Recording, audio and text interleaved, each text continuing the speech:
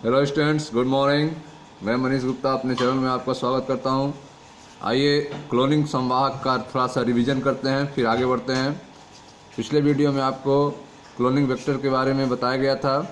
आइए थोड़ा रिवीजन करते हैं। क्लोनिंग वेक्टर होते क्या हैं? क्लोनिंग संवाहक, आप जानते हैं कि प्लाज्मिड व जीवाणुभोजी जीवाणु कोशिका में बिना गुणसूत्रीय डीएनए नियंत्रण के स्वतंत्र रूप से प्रतिकृत करने की क्षमता रखते हैं। ठीक है, तो आपको यह पता है कि जीवाणु कोशिका के अंदर प्लाज्मिड और जीवाणुभोजी बिना डीएनए नियंत्रण के, बिना जीवाणु के डीएनए नियंत्रण के अपनी संख्या को बढ़ाते हैं, प्रतिकृत करने की क्षमता रखते हैं। जीवाणुभोजियों की प्रत्येक कोशिका में काफ़ी अधिक संख्या होने से जीवाणु कोशिका में इनके जीनोम की कई प्रतिकृति मिलती है। ठीक है, तो जीवाणु कोशिका के अंदर जीवाणुभोजियों की संख्या जो है काफ़ी अधिक होती है, जिसके कारण इनके जीनोम के कई प्रतिकृति मिलते हैं। ठीक है, कई रेप्लिकेट मिलते हैं। कुछ प्लाज्मिड की कोशिका प्रति कोशिका केवल एक या दो। ठीक है, तो प्लाज्मिड की संख्या अगर देखा जाए जीवाणु कोशिका में, तो कुछ कोशिकाओं में एक या दो होते हैं, जबकि दूसरे में 15 से 100 तक रेप्लिकेट हो सकते हैं। इससे ज़्यादा भी हो सकते हैं। यदि हम विजातीय डीएनए खंड, ठीक है, जो फॉरेन डीएनए है, एलियन डीएनए है, जो बाहर से ले रहे हैं, तो यदि हम विजातीय डीएनए खंड को जीवाणुभोजी या प्लाज्मिड डीएनए के साथ जोड़ सकें, ठीक है, एलियन डीएनए को किसके साथ जोड़ देना है? जीवाणुभोजी के साथ या फिर प्लाज्मिड डीएनए के साथ जोड़ सकें, तो इसकी संख्या को भी जीवाणुभोजी या प्लाज्मिड की प्रतिकृति संख्या के समान गुणित कर सकते हैं। ठीक है, तो जिस तरह से जीवाणुभोजी या प्लाज्मिड का डीएनए जो है जीवाणु कोशिका के अंदर प्रतिकृत करता है, गुणित करता है, उसी तरह से यदि हम जीवाणुभोजी या प्लाज्मिड डीएनए से एलियन डीएनए को जोड़ दें और जीवाणु के सेल के अंदर इंटर करा दें, तो उसका भी प्रतिकृति बनने लगेगा, वो अभी गुणित होने लगेगा। वर्तमान समय में उपयोग किए जा रहे संवाहक इस प्रकार से तैयार किए जाते हैं कि इन्हें बाहरी डीएनए से जोड़ने व पुनर्योगजों का चयन में सहायता मिलती है। ठीक है, तो प्रेजेंट टाइम में जो वेक्टर यूज किए जाते हैं, उसको इस तरह से तैयार किए जाते हैं कि इन्हें बाहरी डीएनए से जोड़ने, ठीक है, नॉन रिकॉम्बिनेंट से रिकॉम्बिनेंट के चयन में सहायता मिलती है।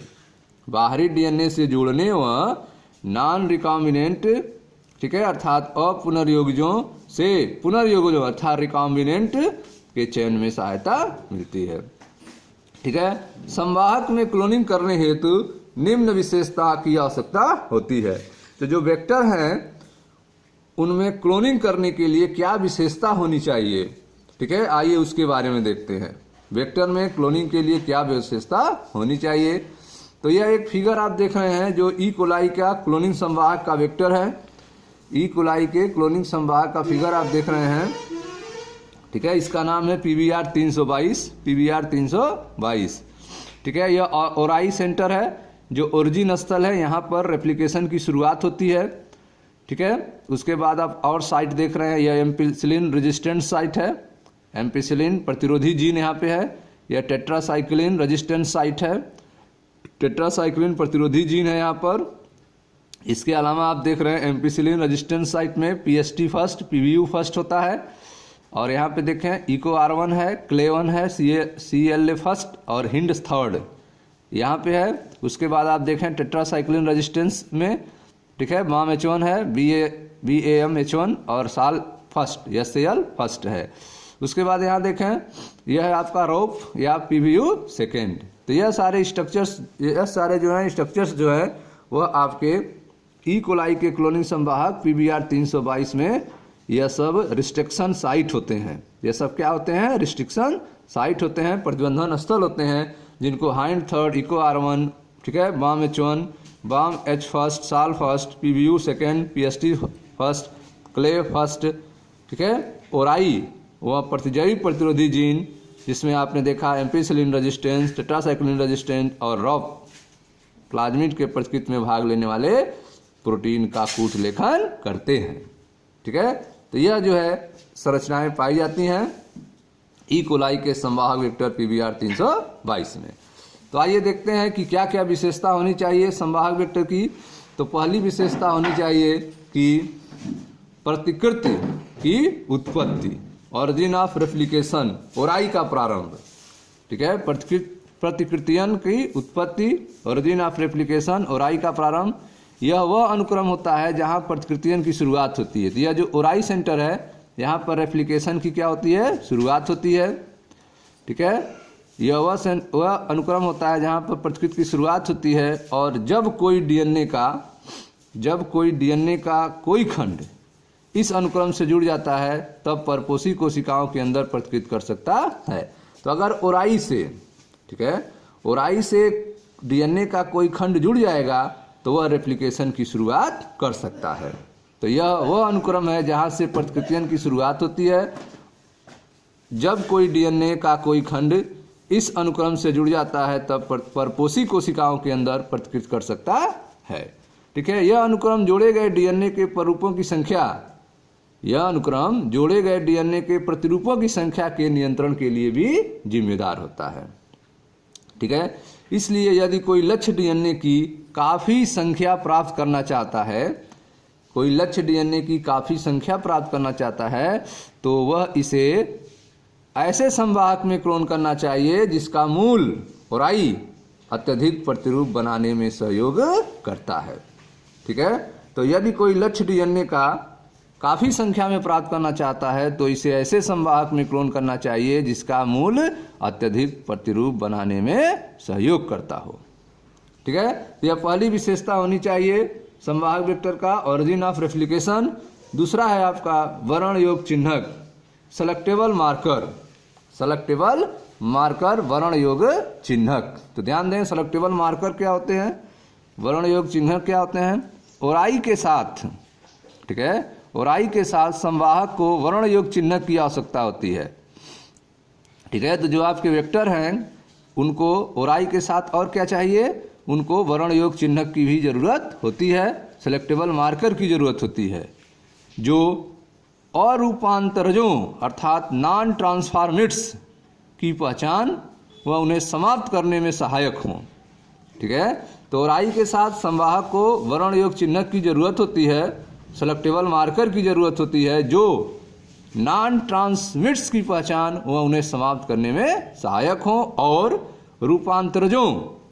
रूपांतरजों अर्थात ट्रांसफॉर्मेंट्स की चयनात्मक वृद्धि को होने दें। ठीक है, तो आप देख रहे हैं कि नॉन ट्रांसमिट्स की पहचान करें, उन्हें समाप्त करने में वह सहायक हो। इसके अलावा जो है वह ट्रांसफॉर्मेंट्स जो होते हैं उनके चयनात्मक वृद्धि में सहयोग दे, चयनात्मक वृद्धि होने दे, लेकिन नॉन ट्रांसमिट्स की पहचान करके उन्हें समाप्त करने में सहायक हो और ट्रांसफॉर्मेंट्स की चयनात्मक वृद्धि को होने दे। ट्रांसफॉर्मेशन क्या होता है, रूपांतरण क्या होता है। ट्रांसफॉर्मेशन एक प्रक्रिया है जिसके द्वारा डीएनए के एक खंड को परपोषी जीवाणु में प्रवेश कराते हैं। ट्रांसफॉर्मेशन एक प्रक्रिया है जिसके द्वारा डीएनए के एक खंड को परपोषी जीवाणु में प्रवेश कराते हैं। ठीक है, सामान्यतया एम्फिसिलिन, क्लोरोफेनिकॉल, टेट्रासाइक्लिन या कैनामाइसिन जैसे प्रतिजैविक के प्रति प्रतिरोध कोडित करने वाले जीन ई कोलाई के उपयोगी वातावरण चिन्हक माने जाते हैं। ठीक है, तो आप देख रहे हैं कि एस्चेरिया कोलाई में जो एंटीबायोटिक्स हैं उनको इनकोडित करने वाले जो जीन हैं वही ई कोलाई के लिए सेलेक्टेबल मार्कर चिन्ह माने जाते हैं। ठीक है, तो सेलेक्टेबल मार्कर चिन्ह कौन होंगे, तो ये आप प्लाज्मिन में देख रहे हैं, एम्फिसिलिन रेजिस्टेंस जीन इधर हैं और टेट्रासाइक्लिन रेजिस्टेंस जीन इधर हैं, यही आपके सेलेक्टेबल मार्कर हैं। ठीक है, वर्ण योग चिन्हक हैं। ठीक है, इनको यहाँ से काट करके अलग करके आप जो है एलियन डीएनए को इन प्लेस पर जोड़ सकते हैं। आइए अगला देखते हैं क्लोनिंग स्थल, क्लोनिंग साइट के बारे में। विजातीय डीएनए को जोड़ने हेतु, ठीक है, जो फॉरेन डीएनए है, एलियन डीएनए है, विजातीय डीएनए को जोड़ने हेतु सामान्यतः काम के लिए जा रहे प्रतिबंधित एंजाइम जो रिस्ट्रिक्शन एंजाइम है, विजातीय डीएनए को जोड़ने हेतु सामान्यतः काम में लिए जा रहे प्रतिबंधित एंजाइम के लिए संवाहक में कुछ या एक ही पहचान स्थल होना चाहिए। ठीक है, तो एलियन डीएनए को जोड़ने के लिए जो रिस्ट्रिक्शन एंजाइम का यूज आप कर रहे हैं वह संवाहक में, वेक्टर में वह जगह जो है एक या कुछ ही होना चाहिए। ठीक है, जहां से प्रतिबंधित एंजाइम काट के एलियन डीएनए को जोड़ेगा वह जगह जो है कुछ या एक ही स्थल होना चाहिए। यदि संवाहक के अंदर एक से अधिक पहचान स्थल होंगे तो इसके कई खंड बन जाते हैं जो जीन क्लोनिंग को जटिल बना देते हैं। ठीक है, तो आप देख रहे हैं कि विजातीय डीएनए को जोड़ने हेतु सामान्यतः काम के लिए जा रहे प्रतिबंधित एंजाइम के लिए संवाहक में कुछ या एक ही पहचान स्थल होने चाहिए। संवाहक के अंदर एक से अधिक पहचान स्थल होने पर इसके कई खंड बन जाते हैं जो जीन क्लोनिंग को जटिल बना देते हैं। ठीक है, आगे देखें। विजातीय डीएनए जो एलियन डीएनए है का बंधन, विजातीय डीएनए का बंधन अर्थात लिगेशन उन दोनों प्रतिजैविक प्रतिरोधी जीनों में से एक में स्थित प्रतिबंध स्थल पर किया जाता है। ठीक है, तो एलियन डीएनए को आप कहाँ जोड़ेंगे? तो जो ठीक है, जो आपका प्रतिजैविक प्रतिरोधी जीन है, जैसे यहाँ पर एम्पिसिलिन रेजिस्टेंट साइट यहाँ पे है और टेट्रासाइक्लिन रेजिस्टेंट साइट यहाँ पे है, तो किसी एक जगह पे जैसे टेट्रासाइक्लिन रेजिस्टेंट साइट को हटाएंगे और यहाँ पर हम जोड़ देंगे एलियन डीएनए को। ठीक है, तो एलियन डीएनए का अर्थात विजातीय डीएनए का बंधन जिसे लिगेशन कहेंगे उन दोनों प्रतिजैविक प्रतिरोधी जीनों में से एक में स्थित प्रतिबंध स्थल पर किया जाता है। ठीक है, आइए समझते हैं इसको उदाहरण के माध्यम से। हाँ तो स्टूडेंट्स ध्यान से समझें उदाहरण के बारे में, देखें ध्यान से। तो आपको बताया गया कि विजातीय डीएनए का बंधन, एलियन डीएनए का बंधन जो है उन दोनों प्रतिजैविक प्रतिरोध जीनों में से एक में स्थित प्रतिबंध स्थल पर किया जाता है। जैसे टेट्रासाइक्लिन रेजिस्टेंस है और एक है एम्पिसिलिन रेजिस्टेंस, तो उन दोनों में से किसी एक जगह पर एलियन डीएनए का बंधन करते हैं। उदाहरण देखें। उदाहरणार्थ आप विजातीय डीएनए को, ठीक है, जो एलियन डीएनए है को संवाहक पीबीआर 322 में स्थित टेट्रासाइक्लिन प्रतिरोधी जीन के स्थल से जोड़ सकते हैं। जो टेट्रासाइक्लिन रेजिस्टेंस जीन का साइट है उसके जगह पर आप एलियन डीएनए को जोड़ सकते हैं। ठीक है, पुनर्योगज प्लाज्मिड, ठीक है, अगर आप जो है टेट्रासाइक्लिन आर को हटाकर उसके जगह पे एलियन डीएनए को जोड़ देंगे तो वह प्लाज्मिड का नाम क्या हो जाएगा? पुनर्योगज प्लाज्मिड हो जाएगा। ठीक है, रिकॉम्बिनेंट वह प्लाज्मिड बन जाएगा आपका, पुनर्योगज प्लाज्मिड हो जाएगा। का टेट्रासाइक्लिन प्रतिरोध बाहरी डीएनए के निवेशन से समाप्त हो जाता है। ठीक है, तो जो टेट्रासाइक्लिन का प्रतिरोध था प्लाज्मिड के द्वारा वह समाप्त हो जाएगा क्योंकि आपने टेट्रासाइक्लिन रेजिस्टेंस जीन को हटा दिया है, उसके जगह पे आपने क्या किया है? एलियन डीएनए को जोड़ दिया है। तो अब टेट्रासाइक्लिन के प्रति प्रतिरोध उसका समाप्त हो जाएगा। अगर आप टेट्रासाइक्लिन डालेंगे तो उसकी वृद्धि नहीं होगी क्योंकि वह रेजिस्टेंस है ही नहीं, अब वो समाप्त हो जाएगा टेट्रासाइक्लिन के प्रभाव से। ठीक है, तो टेट्रासाइक्लिन रेजिस्टेंस जीन हटा देने से उसके जगह पे एलियन डीएनए जोड़ देने से, ठीक है, टेट्रासाइक्लिन के प्रति उसका प्रतिरोध समाप्त हो जाएगा।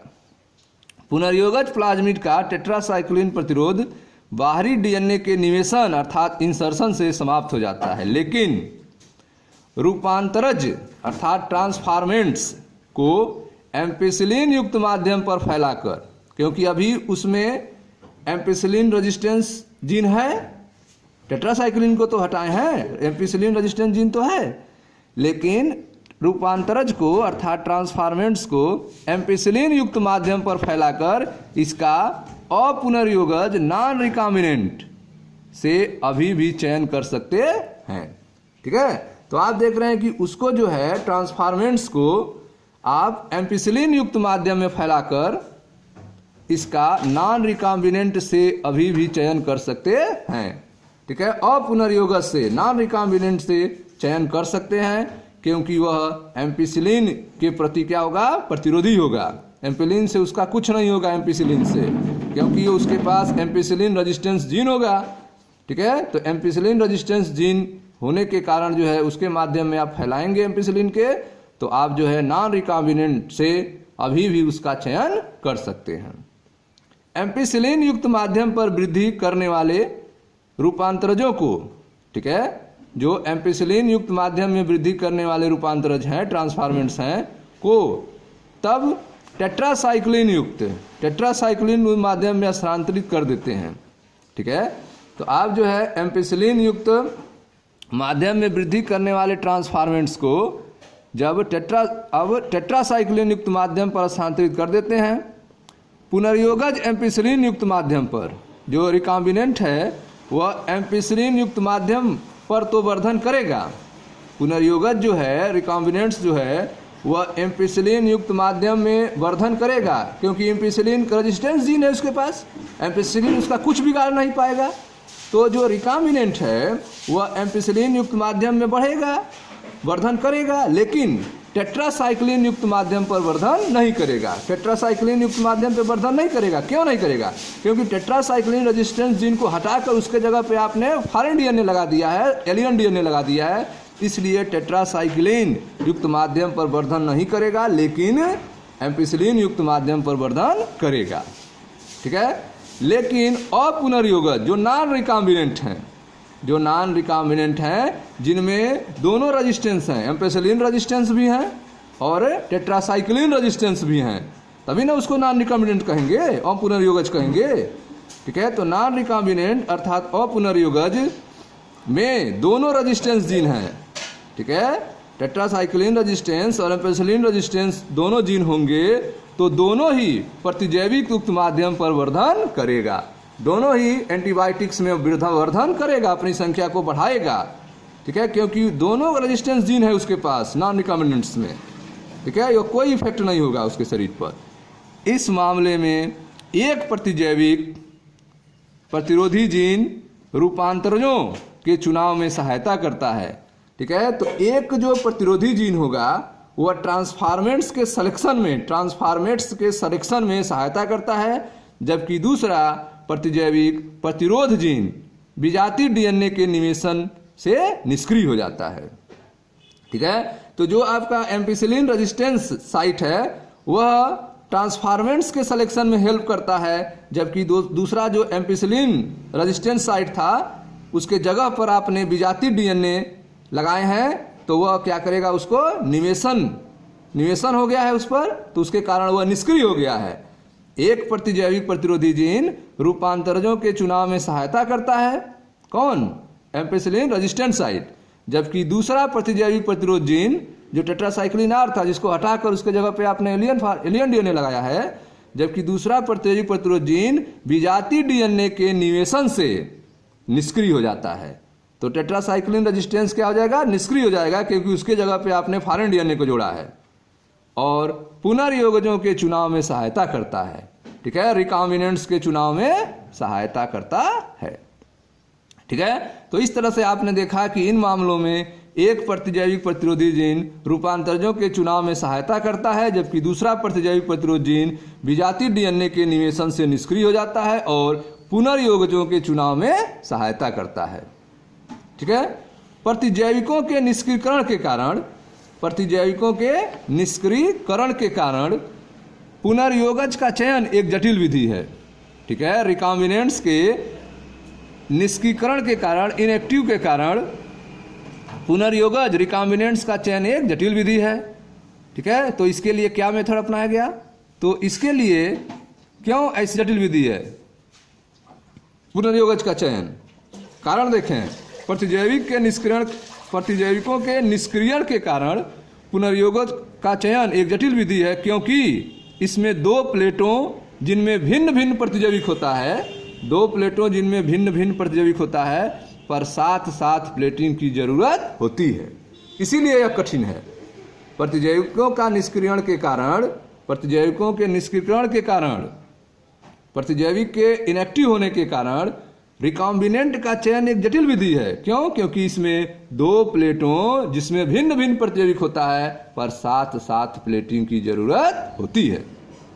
इस कारण से वैकल्पिक वर्ण योग चिन्ह का विकास हुआ है। इस समस्या को समाधान करने के लिए वैकल्पिक वर्ण योग चिन्ह का विकास हुआ है, सेलेक्टेबल मार्कर का विकास हुआ है, जो पुनर्योगजों को, जो रिकॉम्बिनेंट्स को अपुनर्योगजों नॉन रिकॉम्बिनेंट से इस आधार पर अंतर करता है, इस आधार पर विभेद करता है कि वे क्रोमोजोनिक पदार्थ, ठीक है, वर्णोत्पादकी पदार्थ की उपस्थिति में रंग पैदा करने में सक्षम होते हैं।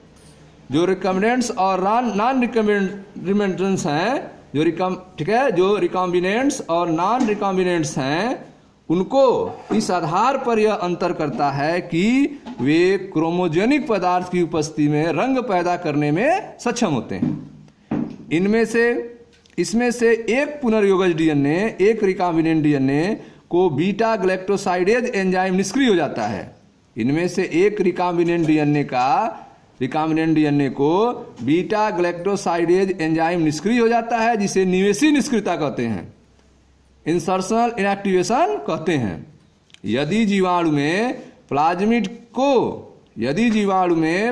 को इंसर्ट नहीं होता, यदि जीवाणु में प्लाज्मिड इंसर्ट नहीं होता, प्रवेश नहीं करता, तब जो क्रोमोजोनिक पदार्थ है, वर्णोत्पादकी पदार्थ है की उपस्थिति में नीले रंग के कॉलोनी का निर्माण होता है। ठीक है, तो यदि जीवाणु में प्लाज्मिड इंसर्ट नहीं होता, संगरिका नहीं होती, तब क्रोमोजोनिक पदार्थ की उपस्थिति में नीले रंग की कॉलोनी बनती है। लेकिन यदि जीवाणु में प्लाज्मिड इंसर्ट हो जाए तो उसकी उपस्थिति में परिणाम स्वरूप बीटा ग्लैक्टोसाइडेज का निवेशी निष्क्रियकरण हो जाता है। बीटा ग्लैक्टोसाइडेज का क्या होगा? निवेशी निष्क्रियकरण हो जाता है, जिसके कारण बिना रंग वाली कॉलोनी बनती है। ठीक है, जिसे पुनर्योगज कॉलोनी के रूप में पहचानते हैं। ठीक है, रिकॉम्बिनेंट कॉलोनी के रूप में पहचानते हैं। तो जब आप देख रहे हैं कि जब नॉन रिकॉम्बिनेंट्स होगा तो उस स्थिति में क्रोमोजोनिक पदार्थ उपस्थित होने पे नीला कलर पैदा होगा, लेकिन जब रिकॉम्बिनेंट कॉलोनी होगा तो उस समय क्रोमोजोनिक पदार्थ उपस्थित होने पर बिना रंग वाली कॉलोनी बनेगी। तो इस आधार पे रिकॉम्बिनेंट और नॉन रिकॉम्बिनेंट को हम अलग कर सकते हैं।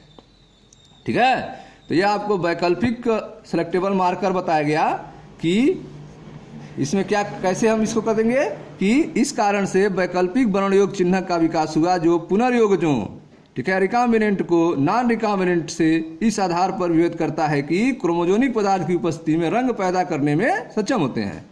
इसमें एक रिकॉम्बिनेंट डीएनए को बीटा ग्लैक्टोसाइडेज एंजाइम निष्क्रिय हो जाता है, जिसे निवेशी निष्क्रियता कहते हैं, इंसर्शनल इनएक्टिवेशन कहते हैं। यदि जीवाणु के प्लाज्मिड में इंसर्ट नहीं होता, प्रवेश नहीं होता, तब क्रोमोजोनिक पदार्थ की उपस्थिति में नीले रंग का कॉलोनी का निर्माण होता है। और यदि इंसर्ट हो गया, जीवाणु में प्लाज्मिड इंसर्ट हो गया है, तो उसकी उपस्थिति में परिणाम स्वरूप बीटा ग्लैक्टोसाइडेज का निवेशी निष्क्रियण हो जाता है, जिससे बिना रंग वाली कॉलोनी बनती है, जिसे पुनर्योगज कॉलोनी के रूप में पहचानते हैं, रिकॉम्बिनेंट कॉलोनी के रूप में पहचानते हैं। ठीक है, तो नॉन रिकॉम्बिनेंट अगर है तो क्रोमोजोनिक पदार्थ की उपस्थिति में नीला कॉलोनी बनाएगा, अगर रिकॉम्बिनेंट है तो क्रोमोजोनिक पदार्थ की उपस्थिति में बिना रंग वाली कॉलोनी बनाएगा। इस आधार पे दोनों को हम अलग कर सकते हैं। अगला देखें, पौधों व जंतुओं में जीन क्लोनिंग हेतु संवाहक। पौधों और जंतुओं में जीन क्लोनिंग हेतु संवाहक का कैसे यूज करेंगे, तो ध्यान से समझें। आपको यह जानकर आश्चर्य होगा कि जीनों को पादपों और जंतुओं में स्थानांतरित करना हमने जीवाणुओं और विषाणुओं से सीखा। ठीक है, कैसे जीनों को पादपों और जंतुओं में ट्रांसफर किया जाता है, यह जो है मनुष्य ने जीवाणुओं और विषाणुओं से ही सीखा है। ठीक है, जिन्हें यह बात चिरकाल से पता थी, उनको यह बात पता थी कैसे जो है डीएनए को, जीनों को पादप और जंतु के कोशिकाओं में भेजना है। यह बातें जीवाणु और विषाणु को पहले से ही पता थी, इसी से ही मानव ने सीखा है। तो आपको यह जानकर आश्चर्य होगा कि जीनों को पादप और जंतुओं में स्थानांतरित करना हमने जीवाणुओं और विषाणुओं से सीखा, जिन्हें यह बात चिरकाल से पता थी। वे जानते थे कि यूकैरियोटिक कोशिकाओं के सुकेंद्रकी कोशिकाओं के रूपांतरित करने के लिए जीनों का कैसे उपयोग किया जाए। ठीक है, वे जानते थे कि यूकैरियोटिक कोशिकाओं के रूपांतरित करने के लिए जीनों का कैसे उपयोग किया जाए, और वे अर्थात जीवाणु और विषाणु जो चाहते हैं वैसा करने के लिए जीनों को बाध्य कर देते हैं। ठीक है, तो उनको पता था कि यूकैरियोटिक कोशिकाओं को रूपांतरित करने के लिए जीनों का कैसे यूज किया जाता है, कैसे उपयोग किया जाता है, और जीवाणु विषाणु जो चाहते थे वैसा करने के लिए जीनों को बाध्य करते थे। जैसे उदाहरण एग्रोबैक्टीरियम ट्यूमीफेसियंस कई द्विबीजपत्री पौधों का रोगजनक पैथोजन है। ठीक है, एग्रोबैक्टीरियम ट्यूमीफेसियंस जो है वह कई द्विबीजपत्री पौधों का क्या है, रोगजनक पैथोजन है। वह डीएनए के एक खंड जिसे टीडीएनए कहते हैं को स्थानांतरित कर सामान्य पौधों की कोशिकाओं को ट्यूमर में रूपांतरित करता है। तो एग्रोबैक्टीरियम ट्यूमीफेसियंस जो है वह कई द्विबीजपत्री पौधों में रोगजनक पैथोजन है। यह कैसे रोग पैदा करता है, तो वह क्या करता है, डीएनए के खंड को जिसे टीडीएनए कहते हैं को सामान्य कोशिकाओं में ट्रांसफर कर देता है, जिससे वह ट्यूमर में रूपांतरित हो जाते हैं। एग्रोबैक्टीरियम ट्यूमीफेसियंस कई द्विबीजपत्री पौधों का रोगजनक पैथोजन है। वह डीएनए के एक खंड जिसे टीडीएनए कहते हैं को स्थानांतरित कर ट्रांसफर कर सामान्य पौधों की कोशिकाओं को आवर्ध अर्थात ट्यूमर में रूपांतरित करता है, और ये आवर्ध कोशिकाएं, ट्यूमर कोशिकाएं रोगजनक के लिए जरूरी रसायन का उत्पादन करते हैं। तो ये जो ट्यूमर कोशिकाएं हैं वे रोगजनक के लिए जरूरी रसायन का उत्पादन करने लगते हैं। एग्रोबैक्टीरियम ट्यूमीफेसियंस के लिए जरूरी रसायन का उत्पादन करने लगते हैं, जिससे रोगजनक उत्पन्न होने लगता है। ठीक इसी तरह से जंतु कोशिकाओं में रेट्रोवायरस होते हैं, पस्त विषाणु होते हैं जो सामान्य कोशिकाओं को कैंसर कोशिकाओं में कन्वर्ट कर देते हैं। ठीक है, ठीक इसी तरह से जंतु कोशिकाओं में पस्त विषाणु अर्थात रेट्रोवायरस होते हैं जो सामान्य कोशिकाओं को कैंसर कोशिकाओं में रूपांतरित कर देते हैं। रोगजनकों द्वारा, ठीक है, रोगजनकों द्वारा अपने सुकेंद्र की परपोषी में जीन स्थानांतरण की कला को अच्छी तरह से समझकर रोगजनकों की इस विधि का उपयोग कर अच्छे संवाहक के रूप में प्रयोग कर मानव के लिए उपयोगी जीन का स्थानांतरण कर सकते हैं। ठीक है, तो जिस तरह से रोगजनक जो हैं रोग फैलाने के लिए वर्क कर रहे हैं पौधे में और जंतुओं में, ठीक उसी पैटर्न को फॉलो करते हुए, ठीक है, आप जो है सुकेंद्र की परपोषी में जीन स्थानांतरण की कला को अच्छी तरह से समझकर रोगजनकों की इस विधि का उपयोग कर अच्छे संवाहक के रूप में प्रयोग कर मानव के लिए उपयोगी जीन स्थानांतरण कर सकते हैं। ठीक है, एग्रोबैक्टीरियम ट्यूमीफेसियंस का टीआई प्लाज्मिड क्लोनिंग संवाहक के रूप में अब रूपांतरित कर दिया गया है। ठीक है, एग्रोबैक्टीरियम ट्यूमीफेसियंस का टीआई जो प्लाज्मिड है क्लोनिंग संवाहक के रूप में अब रूपांतरित कर दिया गया है, जो पौधे के लिए रोगजनक नहीं है। ठीक है, तो आप देख रहे हैं कि जो एग्रोबैक्टीरियम ट्यूमीफेसियंस है इसका जो टीआई प्लाज्मिड है क्लोनिंग संवाहक के रूप में अब इसको कन्वर्ट कर दिया गया है, अब इसको रूपांतरित कर दिया गया है, जिसके कारण अब यह पौधों के लिए रोगजनक नहीं है, लेकिन इसका उपयोग अपनी अभिरुचि के जीन को अनेक पौधों में स्थानांतरित करने में किया जाता है। ठीक है, तो अब यह जो प्लाज्मिड तैयार हुआ है जिसको रूपांतरित कर चुके हैं इसका अब यूज भी करते हैं।